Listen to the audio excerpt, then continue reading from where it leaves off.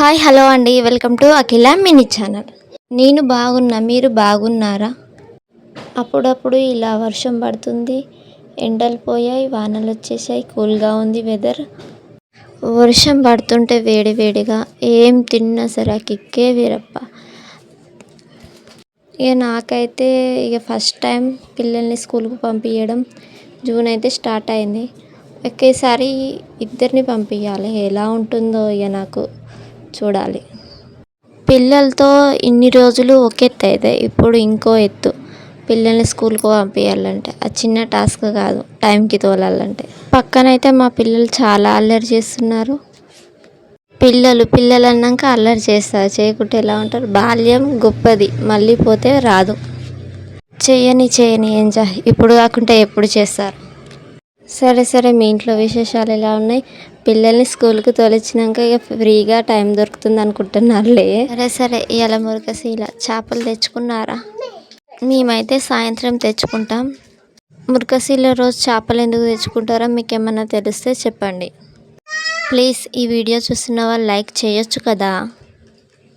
ఈరోజైతే మా అమ్మ వస్తుంది, నా కోసం గ్యారెలు, మురుకులు, మడుగులు తీసుకొచ్చింది. అమ్మ అంటే ఉత్తి చేతులతో రాదు కదా, అదేంటో.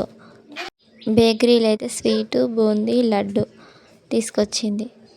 మనం కొనుక్కుంటే వేరేలా ఉంటుంది, అమ్మ తెస్తే అది వేరేలా ఉంటుంది. అమ్మ వస్తుంది కానీ చేపలు తెచ్చినా తినదు, ఎందుకంటే ఇవాళ సోమవారం కదా, నాన్ వెజ్ తినదు సోమవారం. అమ్మ కోసం అయితే పాలకూర, కొబ్బరి పచ్చడి చేసిన. అమ్మ వస్తే చాలు నాకు ఎక్కలేని బద్ధకం వస్తుంది.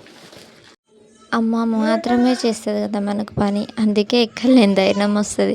అలా అని ఎవరి మీద ఇచ్చిపెట్టలేం కదా. ఇంటికి ఎవరైనా బంధువులు వస్తే మనకు డబల్ పని పడుతుంది. అదే అమ్మ వచ్చిందనుకో కొంచెం రిలాక్స్ అవుతాం. లేచి వాకిలోకి అమ్మనే పిల్లలకు స్నానం చేయించింది, వంట చేసింది, అన్నీ చేసింది. లేవంగానే ముఖం కడుకు అమ్మ చాయ్ తాగా అనుకుంటే అమ్మ నాకు తెచ్చిస్తుంది. అమ్మకు నేను తెచ్చి చేయాల్సింది పోయి. అమ్మ తెచ్చిచ్చిన చాయ్లు అయితే, అమ్మ తెచ్చిన మురుకులు అయితే వేసుకొని తిన్నా. ఆ మురుకులు తిన్నాక అంత జల్దీ ఆకలి అవుతుందా? 11 గంటలకైతే మళ్ళీ అన్నం తిన్నా. అమ్మ అయితే పిల్లలకు అన్నం పెడుతుంది. అమ్మ వచ్చినాకనైతే అమ్మమ్మ అది, అమ్మమ్మ ఇది అని పిల్లలైతే అమ్మమ్మ చుట్టే తిరుగుతున్నారు.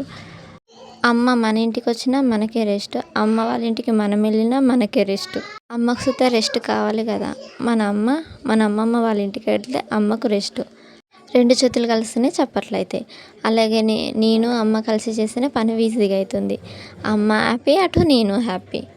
మధ్యాహ్నం వరకు అయితే అమ్మ వెళ్ళిపోయింది. అమ్మ వెళ్తుంటే ఏదో నేను చిన్నపిల్లలాగా ఏడుస్తున్నట్టుగా మనసు బాధగా అనిపిస్తుంది. ప్లీజ్ నా వీడియో నచ్చినట్టయితే ఒక లైక్ చేయొచ్చు కదా, అలా చూసి వెళ్ళకుండా.